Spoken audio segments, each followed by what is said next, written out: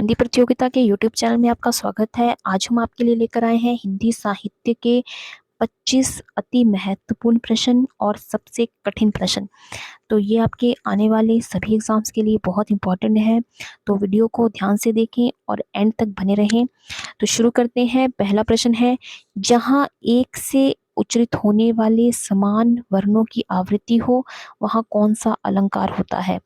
तो वहाँ पर जो है वो श्रुति श्रुत्यनुप्रास अलंकार होता है। तो ऑप्शन नंबर सी इसका सही आंसर है। अगला प्रश्न है, उजली नगरी चतुर राजा की लेखिका कौन है? तो उजली नगरी चतुर राजा की लेखिका है Mannu Bhandari. Option number A इसका सही आंसर है। अगला प्रश्न है, प्रेमाश्रम उपन्यास में कहाँ के किसानों की कथा वर्णित है? तो प्रेमाश्रम उपन्यास में जो है वो अवध के किसानों की कथा जो है वर्णित है। ऑप्शन नंबर बी इसका सही आंसर है, अवध। अगला प्रश्न है, विश्व साहित्य में जब कभी भारतीय कहानियों की बात होगी तो प्रेमचंद के साथ जिनेंद्र को जरूर याद किया जाएगा। ये कथन किसका है? तो ये कथन है नामवर सिंह का। ऑप्शन नंबर डी इसका सही आंसर है, नामवर सिंह। अगला प्रश्न है, तपोभूमि उपन्यास ऋषभ चरण जैन ने किसके सहयोग से लिखा है? तो तपोभूमि उपन्यास जो है ऋषभ चंद्र जैन ने जैनेन्द्र के सहयोग से लिखा है। ऑप्शन नंबर ए इसका सही आंसर है, जैनेन्द्र। अगला प्रश्न है, गृह मंत्रालय से राजभाषा पर केंद्रित कौन सी पत्रिका प्रकाशित होती है? तो गृह मंत्रालय से राजभाषा पर केंद्रित जो पत्रिका है राजभाषा भारती जो है ये प्रकाशित होती है। तो ऑप्शन नंबर डी इसका सही आंसर है। अगला प्रश्न है, शब्द संकोच का कथाकार किसे कहा जाता है? तो शब्द संकोच का कथाकार जो है वो जैनेन्द्र को कहा जाता है। ऑप्शन नंबर डी इसका सही आंसर है, जैनेन्द्र। अगला प्रश्न है, जैनेन्द्र की रचना काम प्रेम और परिवार किस विधा की है?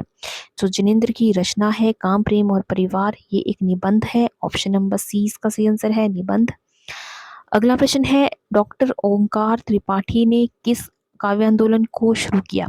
तो डॉक्टर ओंकार नाथ त्रिपाठी ने जो है कैप्सूल कविता को शुरू किया है। तो ऑप्शन नंबर सी इसका सही आंसर है, कैप्सूल कविता। अगला प्रश्न है, प्रतिबद्ध हो संबद्ध हो आवद्ध हो यह किस कवि की घोषणा है? तो ये जो है नागार्जुन की घोषणा है। ऑप्शन नंबर बी इसका सही आंसर है। अगला प्रश्न है, अपरूप का कवि किसे कहा जाता है? तो अपरूप का कवि कहा जाता है विद्यापति को। ऑप्शन नंबर ए इसका सही आंसर है। अगला प्रश्न है, आश्चर्य देखे सुने विस्मय बाढ़त चित्त पंक्ति है। तो ये पंक्ति है भिखारी दास की। ऑप्शन नंबर ए इसका सही आंसर है, भिखारी दास। अगला प्रश्न है, भोलानाथ तिवारी के अनुसार हिंदू शब्द का प्रथम प्रयोग किस कृति में मिलता है? तो भोलानाथ तिवारी के अनुसार हिंदू शब्द का प्रथम प्रयोग मिलता है निशित चूर्णी में। ऑप्शन नंबर सी इसका सही आंसर है। अगला प्रश्न है, साहित्य अपभ्रंश को पुरानी हिंदी किसने कहा है? तो साहित्य अपभ्रंश को पुरानी हिंदी कहा है राहुल सांकृत्यायन ने। ऑप्शन नंबर सी इसका सही आंसर है। अगला प्रश्न है, अपने को कौटुंबिक कवि मात्र कहने वाला कवि कौन है? तो अपने को कौटुंबिक कवि मात्र कहने वाला कवि है Maithili Sharan Gupt. Option number B इसका सही आंसर है, मैथिली शरण गुप्त। अगला प्रश्न है, छप्पय छंद किस रासोकार का प्रिय छंद है? तो छप्पय छंद जो है वो चंद्रवरदाई का प्रिय छंद है। ऑप्शन नंबर डी इसका सही आंसर है, चंद्रवरदाई। अगला प्रश्न है, आचार्य विश्वनाथ ने निम्नलिखित काव्य शास्त्रीय प्रबंध प्रस्तुत किया। तो इन्होंने जो है साहित्य दर्पण प्रबंध प्रस्तुत किया है। ऑप्शन नंबर सी इसका सही आंसर है। अगला प्रश्न है, पृथ्वीराज रासों को अर्थ प्रमाणिक मानने वाले हैं। तो पृथ्वीराज रासों को अर्थ प्रमाणिक मानने वाले जो कवि हैं वो है Hazari Prasad Dwivedi ji. Option number D इसका सही आंसर है।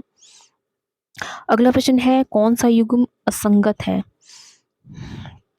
तो इसमें जो असंगत कथन है वो है परिंदे उपेंद्र नाथ अश्क। ऑप्शन नंबर 4 इसका सही आंसर है।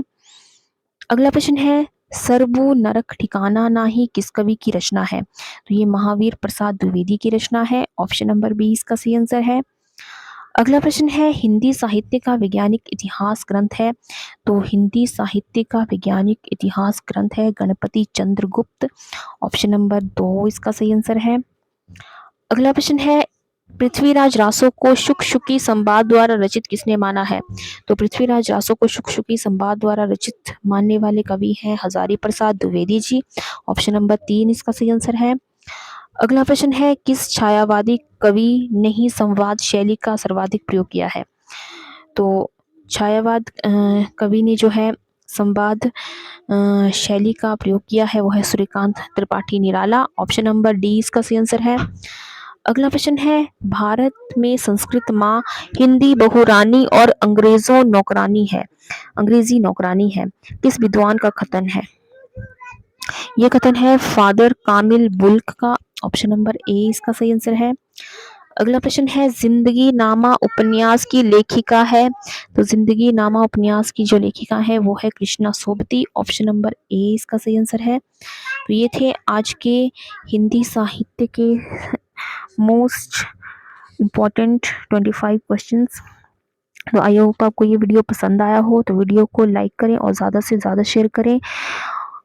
तो आज की वीडियो में बस इतना ही। मिलते हैं एक नई वीडियो में कुछ नए प्रश्नों के साथ। तब तक के लिए जय हिंद, जय भारत।